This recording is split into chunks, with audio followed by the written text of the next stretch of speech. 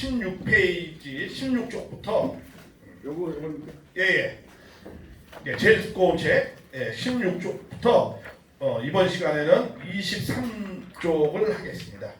그 내용을 좀 보시면서 또 왜냐하면 이게 좀 멀다 보니까 책을 보시면서 여기를 좀 봐주시면 좀 편하시겠습니다. 이 요한계시록이 쓰여진 배경을 한번 좀 말씀을 먼저 드리면서 이거 진행을 하겠습니다. 이 요한계시록을 예수님이 이 반모라는 섬에서 나타나가지고 환상을 통해서 계시를 쭉 주셨는데 이 계시의 내용은 굉장히 위로와 권면의 말씀이에요. 주로 내용이. 우리가 요한계시록 하면은 막 큰 재앙이 내리고 뭐 이러니까 굉장히 공포스러운 마음을 갖고 이 요한계시록을 대하는 경우가 있어요. 실제로 대부분의 3분의 2 정도는 다 큰 재앙에 대한 내용으로 주로 서술되어져 있어요. 그런데 원래 근본 취지와 목적은 굉장히 위로와 권면을 하시려고 하는 말씀이에요. 그게 왜 그랬느냐면 이 초대 기독교가 예수님 성화 이후에 이게 한 50년도 정도 지나서 이 주님이 이 요한이 이제 반모라는 섬으로 유배당했을 때 그때 이제 환상을 통한 계시를 주신 것이거든요. 이 반모라는 섬은 이 이탈리아하고 터키 사이에 있는 아주 영종도 크기만 하는 돌짝 섬이에요. 거기는 아무것도 없어요. 그냥 그쪽으로 이제 유배를 당한 상태예요. 왜 그러느냐면 그때 시대에는 이게 뭐 여러 설이 있는데 주로 이제 AD 95년도에 쓰여졌다 이렇게 말씀을 하셔요. AD 95년도. 그러니까 예수님으로부터 95년. 그러니까 예수님 거기서 33을 빼면은 한 50년 지나서 쓴 거죠. 예수님 성화 이후에. 그러면은 그 예수님이 성화 이후에 50년 지났던 그 초대교회 상황은 어땠는가? 그 상황은 내외적으로 굉장히 아주 어려운 상황이었어요. 외적으로는 일단 그때 황제 숭배 사상이 있었거든요. 우리 신사참배처럼 뭐 일본 쪽을 향해서 다 이렇게 절을 하듯이 이 로마에는 엄청난 많은 신전이 많이 있었어요. 그 자기가 정복한 국가에 다 신전을 세워가지고 로마 황제를 숭배하게 했었어요. 근데 이 기독교인들은 예수님만 하나님만 찬양하고 하나님에게만 이게 숭배를 하는 건데 이 인간을 다스리는 그 황제에게는 할 수가 없었거든요. 그러니까 그걸 거부하는 거예요. 그러다 보니까 그때 가장 우두머리라고 할 수 있는 그렇죠? 사도 요한을 잡아가지고 유배를 시킨 거예요. 굶어 죽이려고. 그러면서 엄청난 기독교인들에게도 핍박이 가해진 거예요. 그런 외적인 정치적인 핍박이 있었고 또 내적으로는 이제 기독교가 이제 50년 정도 지났는데 주님이 곧 오신다고 했잖아요. 너희가 동네 한 바퀴 다 돈 다음에 온다. 뭐 내지는 또 너희가 이 중에서 나를 볼 자가 있을 것이다. 근데 사도는 다 돌아가셨어. 그렇죠? 이제 마지막 사도인 사도 요한만 있는 거야. 근데 이 사도 요한조차도 어디로 됐어요? 지금 유배를 당해가지고 내일 어떻게 될지 알지 못하는 그런 절체절명에 놓여져 있어요. 그런 상황에서 주님이 오신다는데 오시지는 않고 뭐 그러다 보니까 주님에 대한 여러 가지 해석이 막 분분한 거야. 그 중에서 제일 큰 분판을 갖고 있었던 게 이제 이단이라고 하는 영지주의자들. 그러니까 이제 주님이 영적으로 오셔서 영적으로 가셨다. 뭐 이런 헬라 사상에 기초한 그런 약간 신앙적인 공동체가 있었어요. 그게 이 정통의 그때 당시 정통의 초대교인들은 더 많을 정도였어요. 그런 분파가 있었고, 또 여러 가지 해석 뭐 니골라당이라고 그래가지고 또 그냥 굉장히 처음에 좀 이들이 순수하게 잘해도 아주 태폐적으로 흘러가는 그러한 그 모임의 형성도 있고 우리 좀 비슷하죠? 그리고 막 세상화로 막 흘러가는 거 오신다고도 오시지는 않는 거야. 그러니까 우리도 그렇지 천일국이 됐다는데 이게 좀 과거 주님 천일국 되기 전보다 좀 더 좀 어려운 느낌도 좀 받고 또 내지는 우리도 막 이상한 그룹이 막 생기잖아요. 그렇죠? 그리고 또 세상화로 막 흘러가고 이게 이제 초대교인이 우리보다 좀 더 심했는데 이제 그런 상황이야. 그러니까 내적으로도 이제 세상화로 흘러가고 많은 분파가 생기고 그러니까 이제 심각한 상황이 됐죠. 내외적으로. 그랬을 때 이제 반모라는 유배당한 사도 요한에게 그럼 그거 어떻게 하겠어? 그렇게 심각한 상황일 때 예수님이 이 환상을 보여주면서 큰 비전을 보여주는 거예요. 많은 위로와 격려를. 너희가 지금 아무리 핍박받고 어려울지라도 내가 어떻게 곧 와가지고 그 모든 사탄들을 다 멸하고 그래서 내가 너희를 하나님의 나라를 곧 이루어서 너희들의 하나님의 백성으로서 세워주겠다. 이러한 그 위로와 권면의 말씀이에요. 이게 요한계시록의 대주제입니다. 그런데 자 그러면 이제 이 전체의 대주제인데 그러면 자 우리가 이제 하나님의 나라와 백성을 결국은 찾아 세워준다는 거 아니에요. 그렇죠? 그러면 찾아 세워준다는 거 복귀한다는 거 아니에요. 그럼 복귀는 어떻게 하는 거죠? 반드시 복귀 원리에 따라서 해야 되는 거죠. 그러니까 이 요한계시록의 전체 흐름은 뭐예요? 사도 요한은 가감없이 환상을 본 것을 쭉 썼지만은 그 내면의 흐름의 성령의 인도하심의 그 내면의 흐름의 말씀은 뭘로 되어 있겠어요? 복귀 원리에 따라서 하나님의 나라와 백성을 찾아준다는 그런 관점으로 쭉 쓰셨겠죠. 하나님은 창세기부터 타락한 이후부터 지금까지 모든 구원은 다 뭐야? 복귀 원리에 따라서 해주시는 거잖아요. 그렇죠? 그렇게 할 수밖에 없잖아요. 그러니까 이것도 예를 들어 뭐 가정을 찾을 때도 그랬고 뭐 아브라함의 가정을 찾을 때도 그랬고 이스라엘 민족을 찾을 때도 살릴 때도 그랬고 예수님의 노정도 그렇게 했고 또 당연히 죄진 노정도 어떻게 돼요? 이렇게 도탄에 빠진 사탄에 빠진 자녀들을 찾아 세울 때는 당연히 뭘로 했겠어요? 복귀 원리의 원칙에 따라서 하시겠죠. 이 자체가 요한계시록 자체가 그 도탄에 빠져 있는 백성들을 그런 하나님의 나라를 다시 찾아서 백성을 찾아 세우는 거니까 복귀 원리 원칙에 의해서 하시겠죠. 그러한 관점으로 요한계시록을 우리가 봐야 된다라는 거예요. 그걸 실제적으로 참부원님도 그렇게 말씀을 하셨어요. 이제 읽으면 쭉 보겠지만 창세기는 타락의 장이지만 요한계시록은 뭐다? 복귀의 장이다 이렇게 말씀하셨어요. 그러니까 참부원님께서 그런 요한계시록 어떻게 봐야 하고 어떤 큰 전제의 그 내용은 기본적으로 다 말씀을 하셨어요. 보니까 그 내용을 보면은 자 그러면 하나님 나라와 백성을 찾는 건 복귀 원리에 따라서 하는데 그러면 하나님 나라와 백성을 찾아 세우기 전에 주님을 만나야 되고 그렇죠. 메시아를 만나야 되고 메시아를 만나기 전에 우리가 뭘 해야 되죠? 믿음의 기대, 실체 기대에 있어서 내 안에 있는 내 안에 내 가정에 내 민족에 내 세계에 뭐야? 사탄적인 것을 분립해야 되죠. 그렇죠? 그것이 사탄을 뭐야? 멸하는 거죠. 사탄은 무슨 뭐가 좀 붙어서 어떻게 할 수도 없잖아요. 영적 존재인데. 그렇죠? 사탄을 멸하는 건 어떻게 멸하는 거죠? 인간이 책임 분담을 해서. 그렇죠? 인간이 뭘 해야 되는 거예요? 믿음의 기대와 실체 기대를 세워서 사탄을 뭘로 바꾸는 거예요? 인간은 하나님 앞에 나아오는 것이고 심령을 잘 하나님이 받을 수 있는 심령으로 나아오는 것이고 사탄은 뭘로 만드는 거예요? 선한 천사장으로 되어지는 거죠. 사탄을 멸한다는 게 뭐예요? 선한 천사장으로 원래의 상태로 바꾸는 거죠. 그렇죠? 그래야 그것을 누가 하는 거예요? 하나님이 해주는 것이 아니고 인간이 어떻게 돼요? 믿음의 기대와 실체 기대를 통해서 사탄을 분립해서 사탄을 어떻게 되는 거예요? 굴복시켜야 되는 거죠.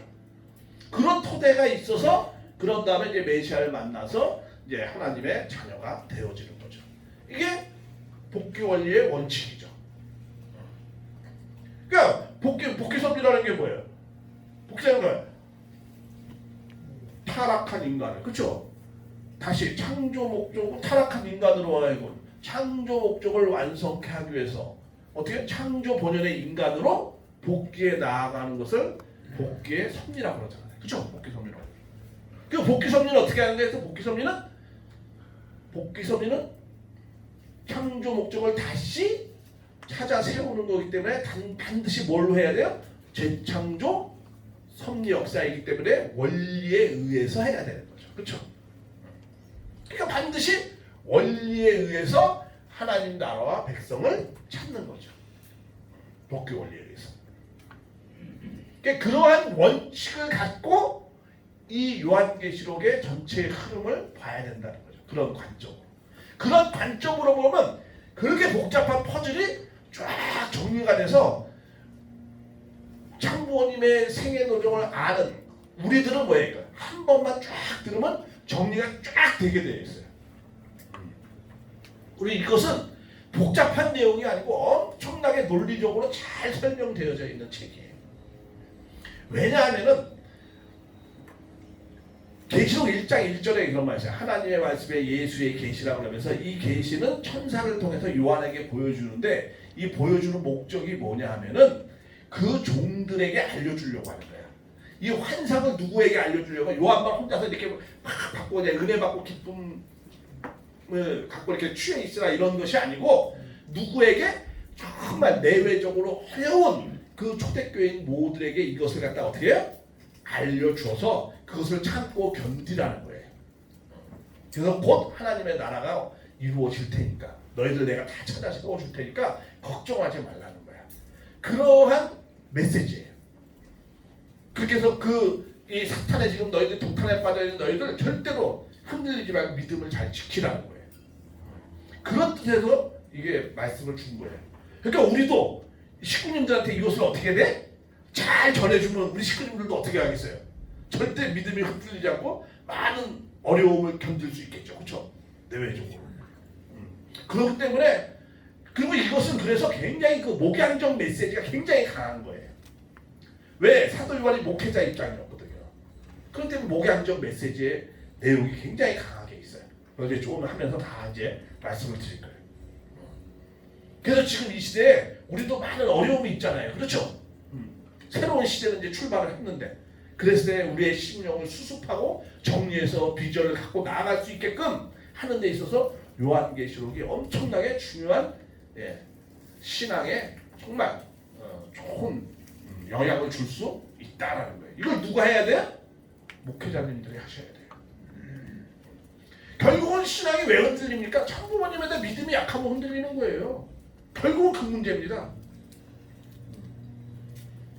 초대교인들도 결국 그 문제 때문에 흔들리고 곧 오신다고 그러는데 오시지도 않고 핍박은 더 심하고 하나님 나라 곧 된댔는데 그랬을 때 그들이 그걸 어떻게 극복했느냐라는 거예요. 이런 요한계시록의 내용을 갖고 비전을 갖고 참고 견디면서 그렇게 해가지고 이 로마를 결국 굴복시킨 거예요. 그러니까 우리도 참고 견뎌서 이 천주적인 것을 굴복시켜야죠. 그렇죠? 그런 메시지입니다. 자, 그러면 그래서 이 내용은 그 종들에게 알려줘야 되기 때문에 어떻게 돼? 그 종들이 잘 이해할 수 있도록 초대교인들이 어떻게 잘 이해할 수 있도록 전해야 되는 거야. 그래서 여기에는 두 가지의 내용이 있어요. 사도 요한이 쓴 것은 이것은 이제 반모라는 섬에서 환상을 받고 계시를 받고 나면 쓴 거는 반모라는 섬에서 쓸 수는 없었어요.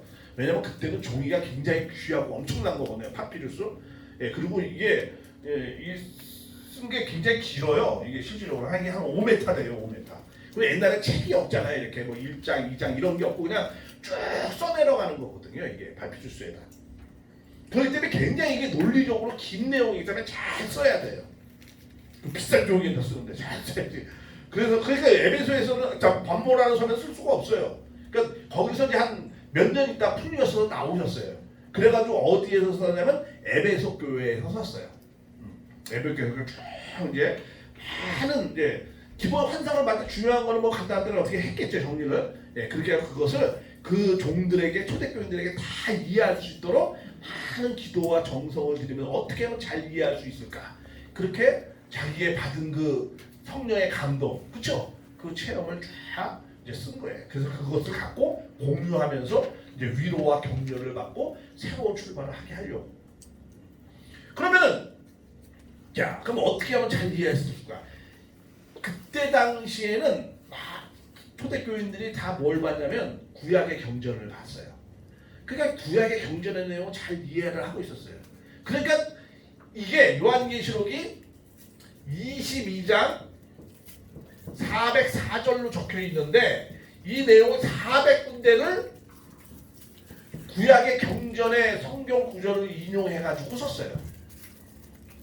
그래야 잘 이해할 수 있으니까 환상의 내용을. 그리고 또 이 내용은 그 흐름은 어쩌면 연극 대본 있죠? 그 흐름으로 썼어요. 그 왜 그랬냐면 그때 당시에 문화 콘텐츠가 다 이 로마나 그 주변 사람들은 다 그 시대 사람들 다 뭐냐면 연극을 봤어요. 다. 예를 들면 로마에도 로마 주변이라고 연극 그 원형극장이 한 2,000개가 돼요. 그 정도로 다 연극을 보면서 이 문화 생활을 했어요. 그러니까 연극의 대본의 형식으로 쓰여져야 이것을 그 흐름을 잘 이해하는 거예요. 그러니까 연극의 대본은 어떻게 되어 있어요? 맨 처음에 큰 전체 걸 하나 보여주고 이걸 좀 이렇게 설명하고 또 전체 걸 보여주고 이걸 설명하고 뭐 이런 식으로 그런 흐름으로 썼어요. 그런 논리의 흐름으로. 그렇기 때문에 그러한 그 흐름의 관점에서 보고 그 거기에 안에는 그 내적인 섭리는 뭐야? 복귀 섭리의 흐름이 있다란다. 이거는 이제 성령의 그 인도하심으로 썼기 때문에 그 성령의 인도하심으로 쓴 거잖아요. 그 성령의 인도하심이 성령이 어떻게 썼겠어요? 하나님 나라와 백성을 찾는 거니까 뭐야? 복귀 섭리의 그 복귀 원리의 원칙에 의해서 그 흐름을 썼겠죠. 그렇죠? 그러한 우리가 관점을 갖고 이 성경을 요한계시록을 봐야 돼요. 그러니까 요한계시록 복잡하고 어렵게 쓰려고 했던 게 아니에요. 그 의도 자체가 아주 이해하기 쉽게 논리적으로 그 흐름을 잘 쓴 거예요. 근데 이게 왜 지금 어렵느냐? 굉장히 어렵고 힘드냐? 물론 일단은 이제 우리가 그 복귀 섭리를 참보님 오기 전에 모르니까, 그죠? 복귀 원리를 모르니까 이게 도무지 뭔 흐름으로 썼는지 알 수가 없죠. 성령이 어떻게 인도했는지 그걸 알 수가 없는 거죠. 그거는 복귀 섭리의 주인이신 참부모님이 오셔야만 이제 해결이 되는 거예요. 그래야 풀릴 수 있는 거예요. 그래서 계시록 5장 5절에는 이 요한계시록은 주님만이 아신다라고 적혀져 있어요. 그 다음에 또 두 번째는 이거는 그때 당시에 묵시록이라는 말도 안 돼요. 그렇죠? 묵시 문학 형태를 띠고 있었어요. 문학 장르가. 묵시라는 게 뭐예요? 이게 비유와 상징으로 많이 적혀 있는 거예요. 왜 그러면 그때 그렇게 되면 이 묵시 문학이 성행했던 시대가 언제냐? 포로 시대하고 로마 식민지 시대 때 많이 그렇게 썼어요. 왜 그렇게 썼느냐면은 이게 사실적으로 이거는 묵시 문학은 굉장히 비유와 상징으로 쓴 거거든요. 왜 비유와 상징으로 많이 설명을 했느냐면은 사실적으로 쓰기가 어려운 거야. 왜? 포로 시대하고 또 식민지 시대, 우리 뭐 홍길동의 아버지를 아버지라 부를 수 없고 뭐 이런 시대, 그죠? 그런 시대에 이게 쓰여진 거예요. 아주 어려운 시대에 쓰여진 거예요. 그러니까는 이 로마 사람은 사탄편, 쉽게 얘기해 우리 원리적으로 구분한다면 사탄편은 잘 알지 못하도록 자기네들의 공동체는 이걸 보면은 이건 이런 것이지. 우리도 우리 공동체에 언어가 있잖아요. 그렇죠? 그거 보면은 알잖아요. 그런 식으로 쓰여진 거예요. 그리고 또 이것은 편지를 쓴 거예요. 그래서 사도 요한이 쭉 쓴 거를 어떻게 해요? 이 돌아가면서 회람하면서 봤을 거 아니에요. 그렇죠? 그때 막 인쇄로 이렇게 찍을 수도 없는 거고. 그러니까 어떻게 해요? 그거를 편지를 갖다 한 달 이상씩 걸려가면서 돌아가면서 쭉 봤을 거 아니에요. 그렇죠? 그러니까 이것은 어떤 형식으로 하면은 편지글이에요. 편지를. 서신서 형식이 있어요. 서신서는 어떤 형식이, 서신서는 어떤 내용이냐면 자기 개인의 사적인 것을 쓰는 게 아니에요. 그 교회에 많은 어려움과 힘든 것이라면 위로와 권면과 또 부족한 것이라면 책망도 하고 또 비전도 주고 이런 형식으로 쭉 써 있어요. 그 편지 형식이. 그러한 형식의 내용이 있어요. 이건 항상. 그래서 항상 이 장이 끝날 때마다, 단락이 끝날 때마다 항상 위로와 비전을 제시하는 식으로 이게 단락이 끝나요. 장이. 그런 형식에 있고, 또 세 번째는 이거는 이제 예언서라고 그래요. 예언서. 뭐 장례서, 뭐 예언서라고 해요. 이 예언의 말씀은 이렇게 앞으로 장차 되어질 내용들을 쭉 또 쓴 거예요. 그러나 그 예언이라고 해서 단순히 뭐 미래가 어떻게 될 것이다, 무슨 전쟁이 같이 뭐 그렇게 얘기하는 그런 내용은 아니에요. 그 예언의 본질의 의미는 그 덕망이 있는 자가 그 교회에 많은 위로와 책망과 앞으로의 비전과 이 편지와 같이, 편지서와 같이 그런 형식이 예언이에요. 그래서 그 예언의 그 본질적 의미는 또 여기 가면서 또 자세하게 또 말씀을 드리겠습니다. 어떤 또 이런 이 세 가지의 성격의 내용도 또한 갖고 있습니다. 그런 걸 참고하면서 1장부터 22장까지의 전체 내용을 한번 정리를 쭉 말씀을 드릴게요.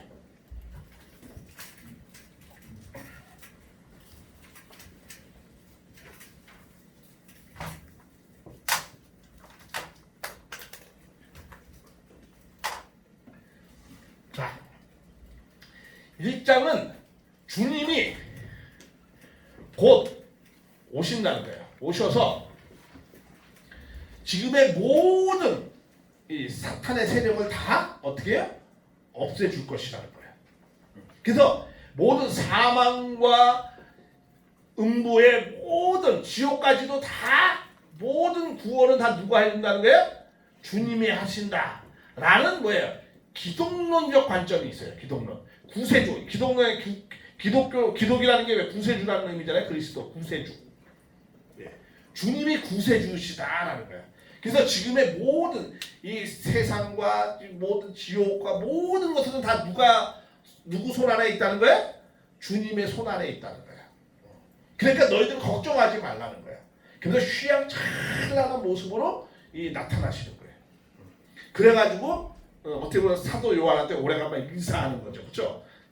오래간만에 인사하면서 휘황찬란한 몸으로 나타나가지고 지금 많이 이런 것이 더 어렵지만은 그거 걱정하지 말라는 거예요. 내가 모든 교회는 다 교회도 많이 어렵지만 내가 다 치리할 거야. 내 손 안에 있고 그걸 넘어서서 모든 세상은 다 내 손 안에 있다 이거야. 그렇게 하시면서 이제 위로를 주시면서 인사를 하시는 내용이 그래서 곧 오셔가지고 하신다는 게 그게 1장의 내용이에요. 근데 곧 오신다고 하는데 곧 오셨어요? 안 오셨어요? 안 왔죠. 결과적으로 몇 년 걸렸어요? 2000년 걸렸잖아요. 그러니까 불교 사람들은 그래. 예수님은 꼭 사기꾼 같대. 왜 오신다고 그래놓고 오시지도 않고 2000년이 됐는데 기독교는 아직 오시지 않은 거잖아요. 그렇죠? 우리는 오셨지만 그렇게 말씀하는 거예요. 자, 근데 왜 주님이 곧 오신다는데 왜 곧 오시지 못하는가? 주님의 심정은 곧 오시고 싶어요. 하나님의 심정, 주님의 심정은 곧 오시고 싶어. 근데 주님의 사정이 있어요. 하나님의 사정이 있어요. 그 사정이 원리적인 내용이에요. 뭐냐? 오시긴 오시는데 뭐가 기대가 조성이 됐어야 돼? 환경이 조성이 되어져 있어야 오시는 거예요. 그냥 오실 수 없잖아요. 그게 뭐예요? 다른 말로 믿음의 기대, 실체 기대의 환경권이 조성이 되어야 오시는 거예요. 그렇잖아요. 근데 그거를 예를 들어 아브라함이 결과적으로 예수님 오실 때 몇 년 걸렸어요? 2000년 걸렸잖아요. 그렇죠? 그 민족적 기대. 그렇잖아요. 그 환경을 조성하는데. 그러면 이제 다시 재림 주님이 오시는 건 누가 그 기대를 갖다가 조성해야 되는 거죠? 기독교가 조성해야 되는 거잖아. 그럼 기독교가 조성하는데 결과적으로 우리도 몇 년 걸린 거예요? 2000년 걸린 거죠. 그렇죠? 2000년 걸렸어요. 그 많은 과정을 통해서 그 내용이 바로 뭐예요? 2장, 3장의 7교회를 통해서 이 7교회의 내용은 기독교 2000년 교회사하고 아주 닮아 있어요. 기독교 2000년사를 통해서 재림 주님을 맞기 위한 준비 기간의 비밀의 내용이 있어요. 여기에. 이 7교회가 그때 당시에 어디에 있는 거냐면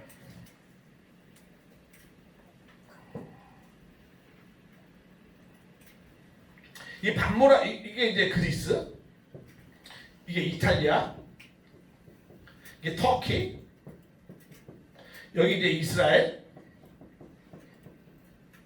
여기 이제 애굽. 반모라만 요 정도에 있는 거예요. 요 정도. 요 정도만 해요. 여기가 한 70km, 여기 120km. 요 사이에 있어요. 요게 4km, 요게 한 8km. 이렇게 해서 이게 이제 0 정도 크기만 해요. 근데 7교회는 여기 있어요. 여기. 에베소.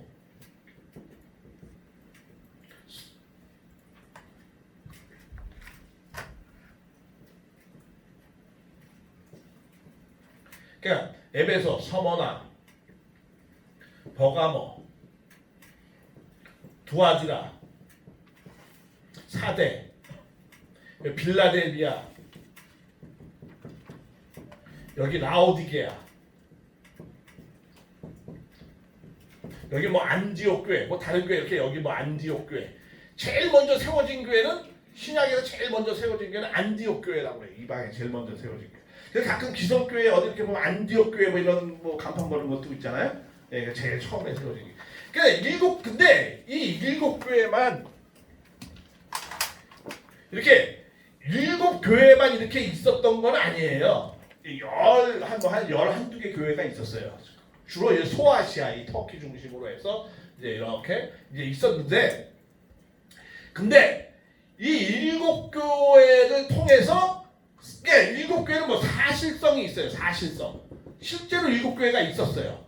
근데 이 7교회는 뭐야? 상징성이 있다는 거예요. 어떤 상징성을 갖고 있어요? 바로 이러한 내용의 상징성을 갖고 있다는 거예요.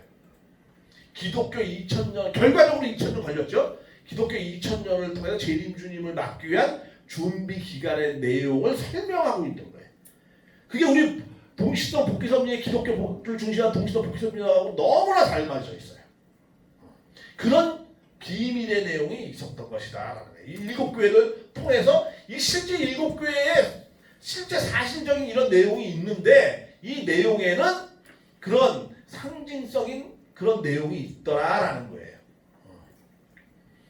그래서 물론 더 많이 있는데, 그냥 읽어보면 또 어떤 의미도 있어요. 우리 원리적으로 보면은 이거 뭐 전체 의미, 전부, 그쵸? 완전 그런 의미도 있잖아요. 그러니까 7교회만을 얘기한 거예요. 전체 교회를 두고 이제 말씀을 한 거지만, 그러나 하여간 이 7교회에 대한 내용의 내적인 상징성의 의미가 우리가 복귀섭리의 관점으로 놓고 볼 때, 동시성 복귀섭리의 관점으로 볼 때, 이거는 7교회는 기독 예수 재림 주님을 맞기 위한 준비 기간의 내용의 흐름이 있더라라는 거예요. 그래서 하나하나 그 교회는 우리가 이제 보면은 진짜 그런지 아닌지 확인할 수 있습니다. 그리고 이제 준비가 됐어요. 그러니까 준비가 됐어요. 요거는 이제 신약 시대예요. 그러니까 요거 신약 시대. 그렇죠? 이 시대 구분을 보면 신약 시대. 근데 4장에는 어떻게 시작하냐면, 이 일 후에, 그러니까 이것을 다 보여준 후에 어떻게 말씀하셔? 내가 앞으로 하늘 보좌에 앉으신 분이 사도 요한을 이렇게 오라고 한 다음에 내가 앞으로 장차 될 일을 쫙 보여주겠다는 거예요. 장차 될 일. 그러니까 여기서부터는 뭐예요? 4장부터는 재림 시대로 봐야 되는 거예요. 장차 될 일이니까. 주님이 오셔서 앞으로 되어질 일을 쫙 보여주는 거예요. 그게 그러니까 여기서부터는 이게 4장부터는 재림 시대에 관한 말씀입니다. 그래서 전부 전체를 쫙 보여주는 거예요. 그래서 그 보여주는 내용이 한마디로 얘기하면 18장까지의 내용은 구분을 하면 요거는 뭐예요? 요거는 지금 이게 사탄을 멸하는 내용, 그런 내용을 쫙 보여주는 거예요. 쉽게 얘기하면. 일단 사탄을 멸해야 될 거 아니야. 그렇죠? 사탄을 멸하는 내용을 쫙 보여주고, 그 다음 멸한 다음에 어떻게 19장 20부터 22장까지 이거는 뭐야? 우리로 말씀하면, 우리 성향으로 보면 뭐야? 성약시대예요. 성약시대. 성약시대. 성약시대. 더 성약시대 넘어가서 뭐예요? 이제 천일국 시대의 내용. 이건 19장부터는 다른 전개의 내용을 보여줘요. 그러니까 이 재림 시대는 뭐예요? 오신 주님을 준비한 백성이 영접하지 못할 때 쫙 이런 흐름이 나타난다는 거예요. 쭉. 그러니까 이 재림 시대는 재림 주말 광야 시대 같은 거죠. 광야 시대. 네, 이게 뭐야? 탕감 복귀 시대죠. 이러한 내용이에요. 그리고 이 18장 이후부터 19장부터는 뭐야? 성악 시대, 탕감 복귀 이후의 시대의 내용으로 구분이 되어져 있습니다. 자, 그러면 이제 앞으로 되어질 일을 쫙 보여준다는 거야. 그 앞으로 되어질 일이라는 게 뭐겠어요? 구원해주는 거, 그렇죠? 복귀해주는 그런 내용을 보여주는 거죠. 그러니까는 하늘에 있는 24장로, 땅에 있는 내생물, 땅수는 사수죠. 그런 애가 모든 피조세계를 대표하는 그러한 존재들이, 하늘과 땅에 있는 모든 존재들이 누구에게 찬양을 해요? 하나님께 찬양과 찬송과 영광을 돌려드리는 내용이 나와요. 타락한 인간에게 있어서 가장 기쁜 일이 뭐겠어요? 구원해 주신다는 거 아니겠어요? 그렇잖아요? 그러니까 그걸 해주신다고 하나님이 이제 하시니까 얼마나 많은 천사세계와 이 모든 피조세계가 다 하늘 앞에 찬양과 영광을 돌려드리는 내용이 나와요. 그러고 난 다음에 5장에는 뭐냐? 하나님이 그렇게 하신다고 하는데 하나님은 누굴 통해서 하느냐? 이 5장이 중요해요. 하나님은 직접 구원 섭리를 하시는 것이 아니에요. 반드시 누굴 통해서 하는 것이죠? 메시아를 통해서 하는 거예요. 왜 메시아를 통해서 하죠? 온전하신 분은 온전한 것밖에 상대할 수 없어요. 그렇죠? 불온전한 인간은 온전하게 상대할 수 없어요. 그래서 하나님은 타락한 인간을 직접적으로 상대할 수는 없어요. 일체를 갖고. 오직 그거는 뭐야? 온전한 인간만이 상대할 수 있어요. 그러니까 하나님은 반드시 뭐야? 메시아를 통해서 할 수밖에 없는 거예요. 그리고 또 타락한 인간도 직접 하나님 앞에 나아갈 수가 없어요. 반드시 뭐야? 중보자인 메시아를 통해서 하나님 앞에 나아가는 거죠. 그래서 메시아를 통해서 하신다라는 거예요. 그러니까 구원 섭리를 하는데 5장에는 뭐야? 그 구원 섭리를 그걸 표현이 뭐야? 어떻게 나면 어린 양을 통해서 하는데 그 어린 양이 뭘 한다는 거야? 이 두루마기 7인으로 이렇게 인봉되어져 있는 두루마기를 떼시면서 하나님이 구원 섭리를 하신다라는 내용이 나오는 거예요. 그러니까 그렇게 근데 이 7인을 떼시면서 구원 섭리를 할 수 있는 자가 하늘 위에나 땅 아래나 어느 누구도 없다는 거야. 근데 오직 한 분 누구만이 할 수 있다는 거야? 어린 양만 할 수 있다라는 거야. 7인을 떼시면서 그런 내용이 이 5장에 나오는 내용이에요. 자, 그런데 이 구원 섭리에서 하는데 그 뛸 때마다 그래 이 구원 섭리 때는 이 내용의 전체적인 내용을 6장에서 보여주는데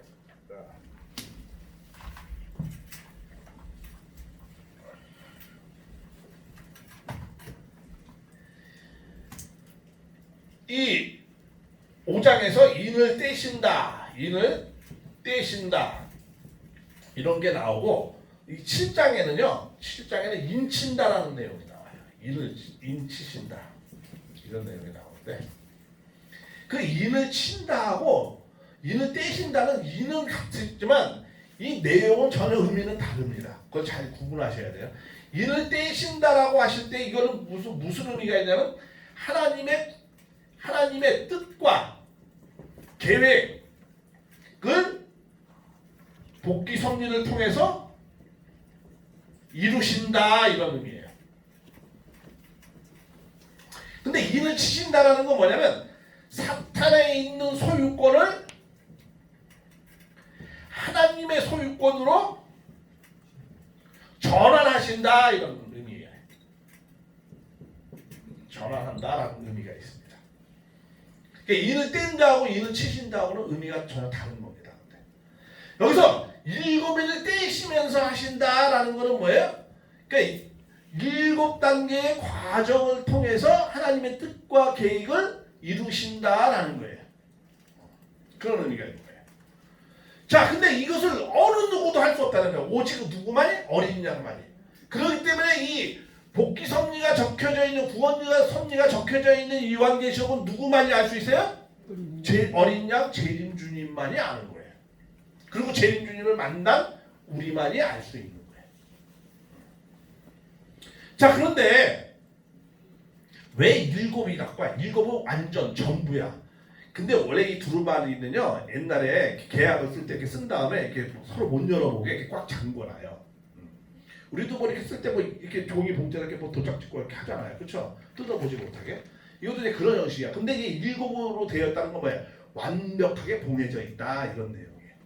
그럼 왜 이렇게 완벽하게 하나님의 뜻과 계획이 봉해져 있느냐? 인간은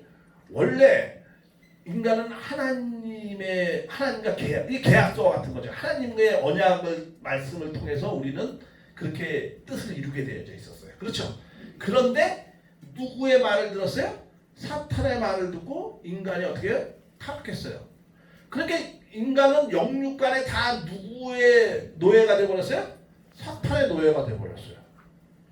그러니까 이것을 인간은 해방을 시켜야 돼. 그렇죠? 구원을 시켜야 돼. 그러면 자기가 또 그렇다고 스스로 할 수 있어요? 스스로 할 수 없어요.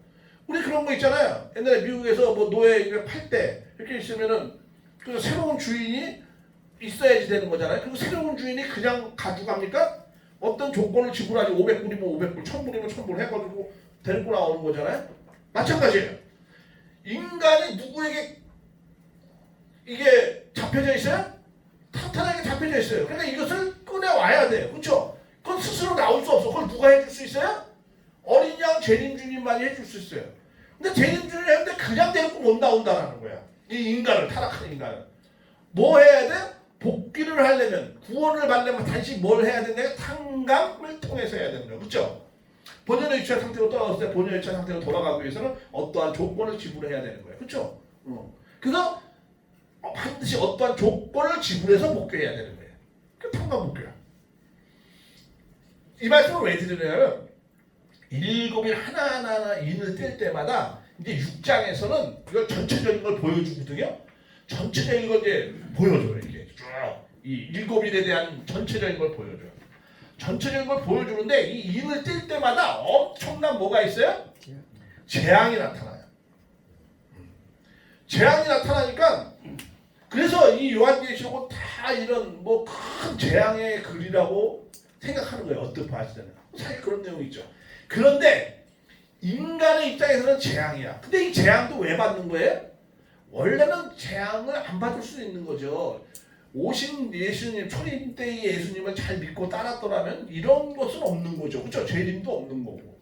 근데 죄 없이 오신 예수님을 유대인이 살인했고 인류는 연대죄로 죄 입장 가운데 놓여져 있어요. 그렇죠? 그러니까 유대인과 더불어서 모든 인류는 탕감을 해야 되는 거예요.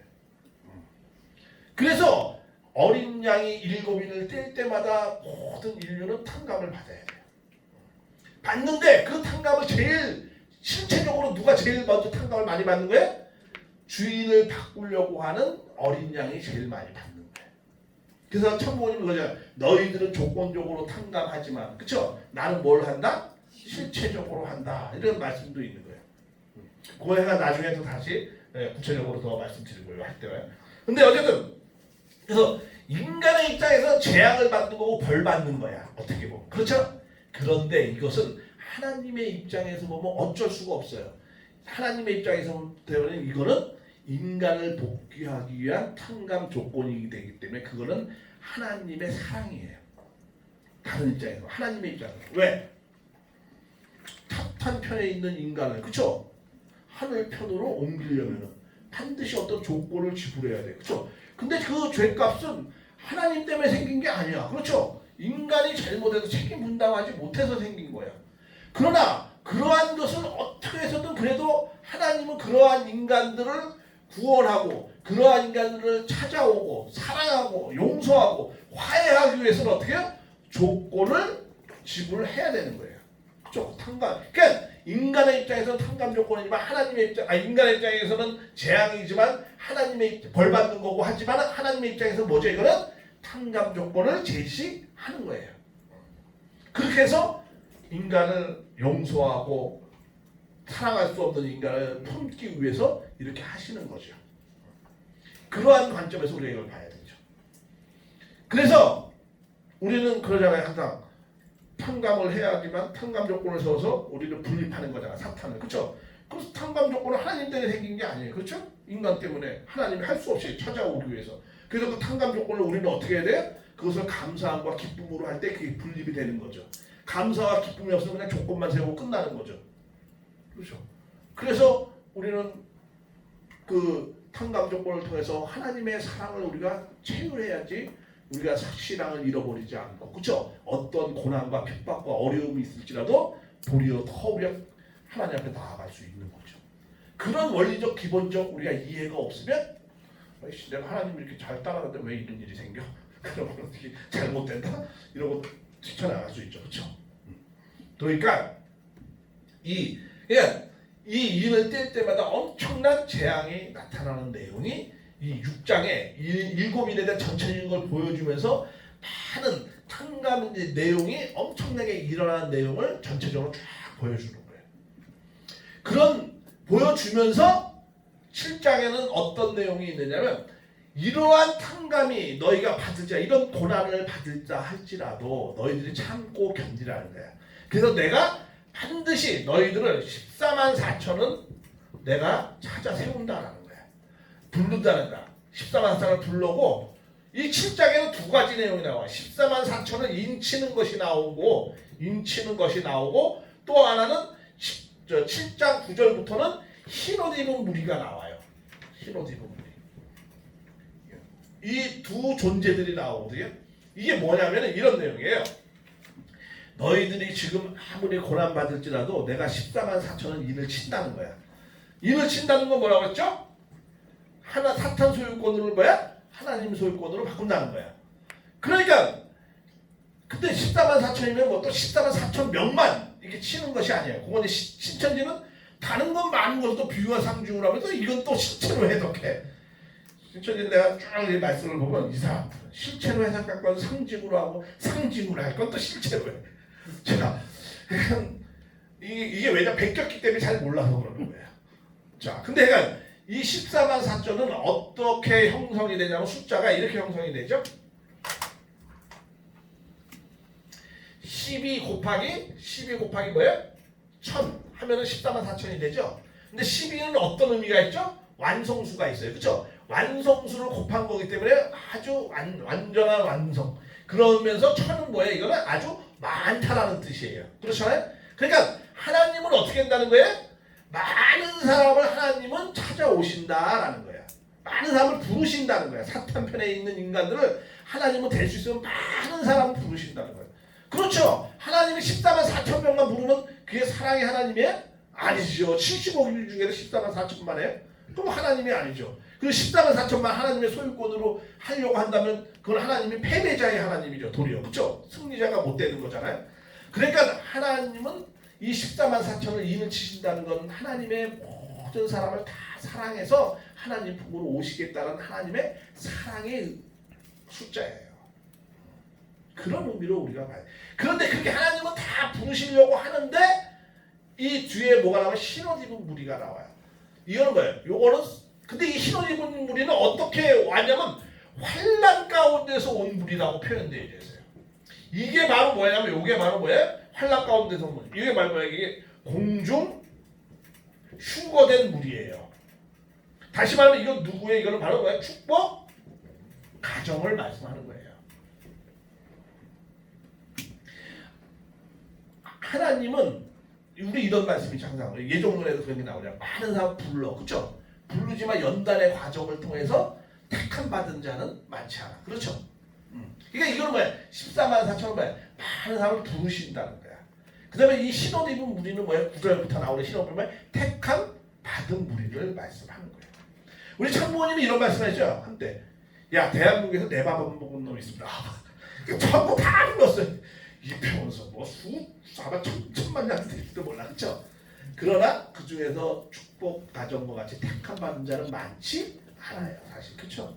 이게 바로 뭐예요? 근데 이 택함 받은 자는 어떻게 택함을 받아요? 많은 연단과 환난 속에서 나오는 거예요. 그렇죠? 그 흰옷 입은 무리가 9절부터 쭉 나와요. 그런 내용을 통해서 뭘 하는 거예요? 하나님은 많은 너희가 환난과 재난을 탕감을 받게 되지만 그러나 하나님은 어떻게든 많은 사람을 불러서 택함을 해주고 싶은 내용이에요. 그래서 너희가 정말 주님이 어디로 가라는 대로 하기만 잘하면 그게 나와요. 하면 너희들은 다 하나님이 흰옷 옷을 입게 해주신다. 이런 내용이 나와요. 그런 비전을 주시고 위로를 주시는 거예요. 항상 이 요한계시록 각 장마다 항상 위로와 권면이 있어요. 왜? 그 고난, 이 요한계시록을 보는 사람들은 1차적으로 그 초대교인들이에요. 그때 당시에. 그렇죠? 그 사람들에게 많은 그 어려움 가운데서 그것을 극복하고 이기도록 하기 위해서 하나님이 격려하고 그러시는 거예요. 위로하고 비전을 제시해 주는 거예요. 그래서 항상 각 단락, 장이 끝날 때마다 그런 내용으로 끝나요. 그래서 많은 환난이 있을지라도 그렇죠? 전체적인 큰 환난을 보여주면 그럴지라도 하나님은 많은 사람을 부르시고 택하실 것이다. 이런 비전을 제시해 주는 거예요. 그러고 난 다음에 8장 9절에는 8장하고 9장은 뭐야? 이제 나팔 환난이 나와요. 자, 요 내용부터를 잘 이해를 하셔야 돼요.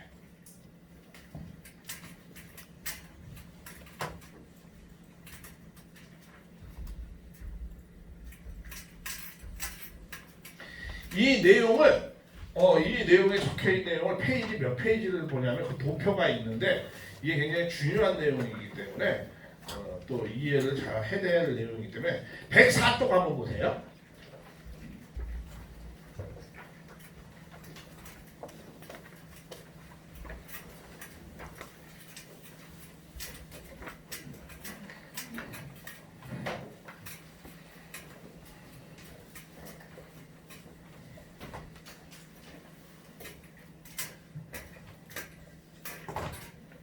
이 104쪽을 보면은요.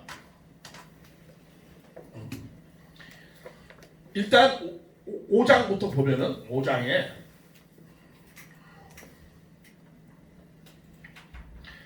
이제 7인을 떼신다는 내용이 나와요. 그쵸? 7인을 쭉 하나, 둘, 셋, 넷, 다섯, 여섯.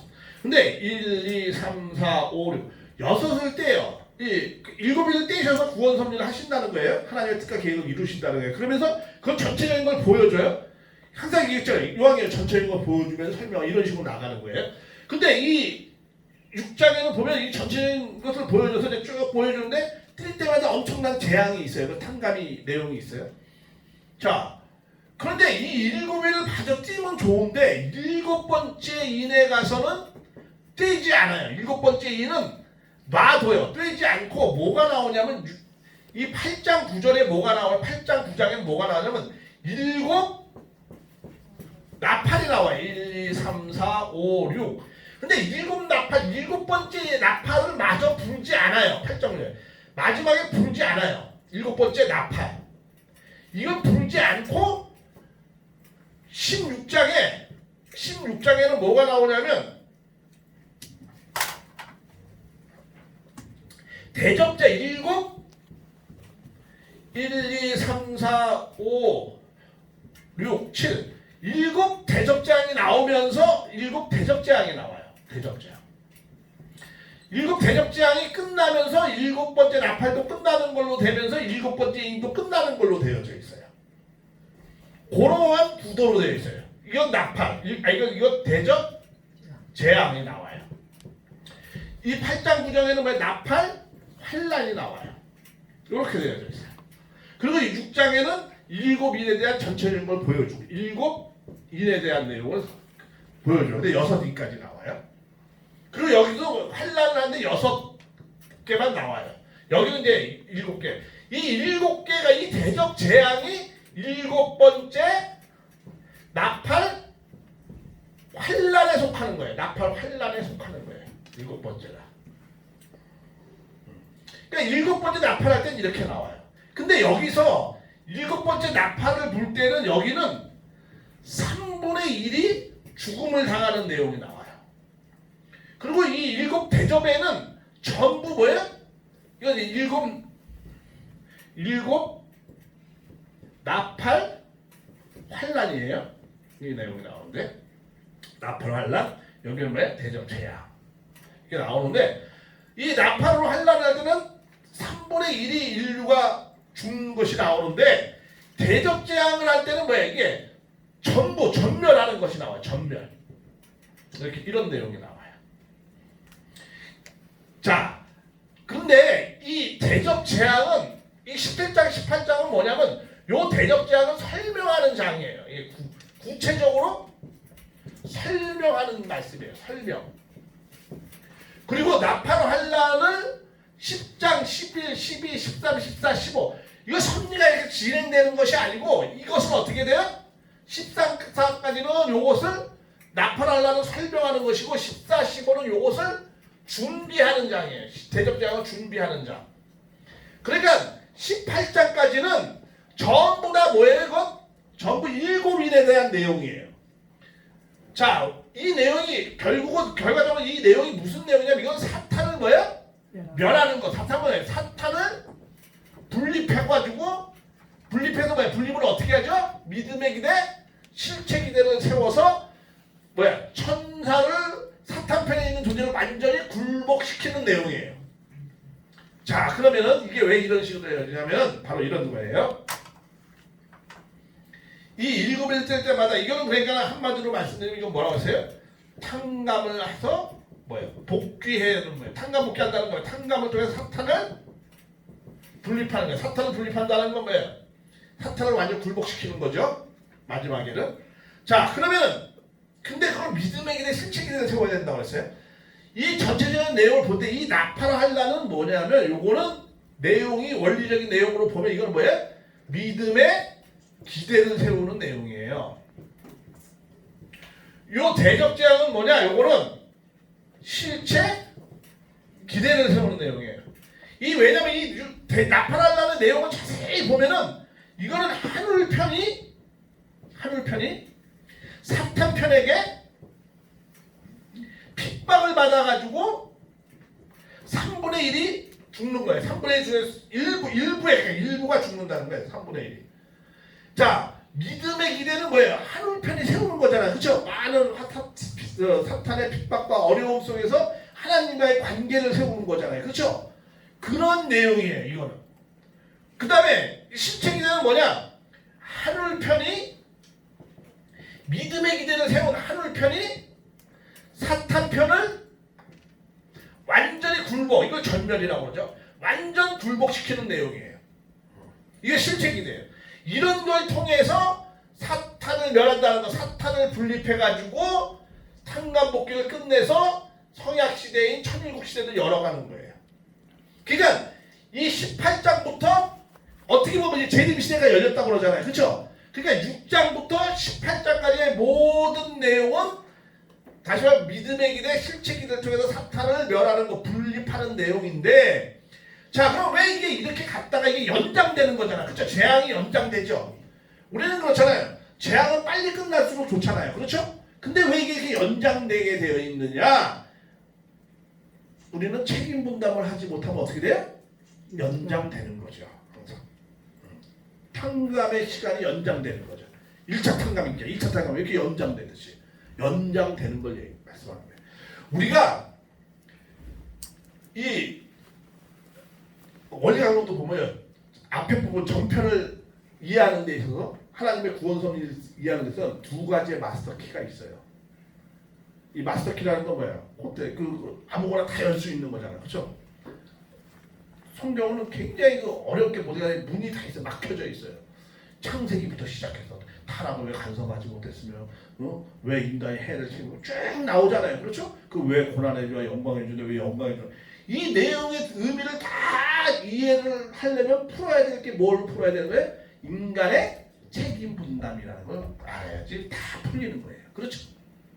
그러고 나면 또 후편에는 또 뭐가 나와요? 이제 탕감이라는 게 나와요. 그렇죠? 탕감에 대한 왜 하나님 믿는 자들이 왜 더 고생을 하지? 항상 왜 하나님 항상 아벨의 피를 흘리면서 하지? 그게 뭐예요? 다 탕감 조건을 누가 먼저 드리는 거죠? 아벨 편이 먼저 드려야 되기 때문에 그렇게 나온 거죠. 그래서 탕감이라는 내용을 잘 이해해야만 하늘 백성 믿는 자들이 왜 희생과 고통이 있는가라는 것은 탕감의 원칙에 대한 내용을 이해해야만이 풀릴 수 있는 거예요. 그렇죠? 그러니까 이 두 가지를 잘 이해해야 되는 거예요. 그러니까 이것도 마찬가지예요. 탕감 조건을 하늘편이 잘 이해하면 빨리 끝나는 것이고, 그렇죠? 탕감 조건을 하늘이 제대로 먼저 잘 못하면 어떻게 된다? 연장되는 거예요. 그래서 이거는 뭐냐면 재앙이 왜 연장되죠? 재앙이라는 건 탕감이라는 거예요. 그렇죠? 탕감이 왜 연장되는 거죠? 바로 그러면 끝나면 좋은데 이거는 뭐야? 인간이 책임하지 못하면 이렇게 연장되어진다라는 거예요. 그러한 내용을 갖고 이 6장부터 18장까지를 봐야만이 풀릴 수 있는 거예요. 하나님의 복귀 섭리 역사는 반드시 책임 분담과 탕감이라는 이 마스터 키 두 개를 갖고 보면서 풀어야 되는 거예요. 이걸 기성교인들은 절대 알지 못하는 거죠. 그래서 어느 누구도 이건 손도 못 대요. 많은 책을 보더라도 요한계시록에 대한 관계된 많은 책을 보더라도 이 일곱인에 대한 것을 이해를 할 수 없어요. 이게 저 흐름을. 그러니까 이렇게 나오는 거예요. 가장 최근에 가장 훌륭한 교수가 쓴 내용을 보면 이렇게 나와요. 우리는 이것을 모르는 걸 너무 알려고 하면서 억지로 해석하지 말자는 거야. 이걸 모르니까 그냥 아는 것만 우리가 이해할 수 있는 것만 우리가 솔직하게 얘기하자는 거예요. 그런 식으로 나와요. 그러니까 어느 누구도 이것을 알지 못해요. 그렇기 때문에 요한계시록의 정부의 기성 목사들, 신학교 교수들 어떤 누가 얘기를 하더라도 말씀을 하더라도 1장부터 22장까지 전체 흐름을 쫙 설명하면서 전체를 흐름을 말씀하면서 강의를 하는 곳은 한 군데도 없어요. 제가 봐도 몇 개 봤지만 뭐 자세히 다 못 봤지만 없어요. 왜? 이 책임 분담과 탕감 복귀 원리를 모르기 때문에 꿰 수가 없게 되어 있어요. 이것은 우리 목회자만이 이해할 수 있게 되어 있어요. 한번 쭉 설명하고 이해하시겠죠? 그런 관점으로 이게 봐야 돼요. 요 구체적인 내용들은 아직 다 못했는데 요거는 또 식사하고 1시 이후에 또 계속을 하겠습니다. 기도하고 마치겠습니다. 감사하신 하늘 부모님, 우리에게 승리를 안겨주신 천지인 참부모님, 참부모님의 승리로 말미암아서 우리가 참부모님의 생애 노정을 이제는 저희가 조금이나마 깨닫게 되었사옵니다. 정말 이런 참부모님의 승리가 없었더라면 저희가 어떻게 이 자리에 있었고 앞으로의 인류가 어떤 비전을 바라볼 수 있었겠사옵나이까. 정말 참부모님이 승리하셨기에 우리는 미래의 희망이 있었던 것을 알고 있사옵니다. 그리고 또한 저희들은 참부모님을 만났기에 이 모든 하나님의 미지의 사건을 이해하면서 우리는 희망에 부풀어서 앞으로의 섭리를 이어나갈 수 있게 되었사옵니다. 정말 참부모님의 승리에 다시 한번 감사드리면서 그 승리의 노정을 다시 한번 참부모님의 승리가 우리의 승리가 되어질 수 있도록 저희들을 역사해 주셨고 저희들의 심령을 다시 한번 격려해 주시옵기를 간절히 바라고 원합니다. 그래서 하나님의 뜻이 참부모님의 뜻인 것과 같이 참부모님의 뜻이 나의 뜻이 되고 우리 공동체의 뜻이 되어짐으로 말미암아서 이 시대에 우리가 해야 될 하나님의 나라를 이 땅 가운데 현연히 드러낼 수 있는 저희들의 모습이 되어질 수 있도록 하여 주시옵소서. 그래야 해서 먼저 불륜받은 자의 사명을 다 받아 감당할 수 있는 우리의 공동체가 되어질 수 있도록 축복해 주시옵기를 간절히 바라고 원하옵니다. 그리고 또한 이 말씀이 하늘의 뜻에 합당한 것이 있다면 많은 결실을 맺게 하여 주시옵고 이 말씀이 하늘의 뜻에 합당치 않은 것이 있다면 모든 것을 제하여 주시옵기를 또한 간절히 바라고 원하온 적에 모든 내용을 축복 중심 가정 윤경한 이름으로 보고하고 아뢰었사옵나이다. 아주 참으로 오전에 두 강자 큰 은혜를 주셨습니다. 다시 한번 격려의 박수 드리겠습니다.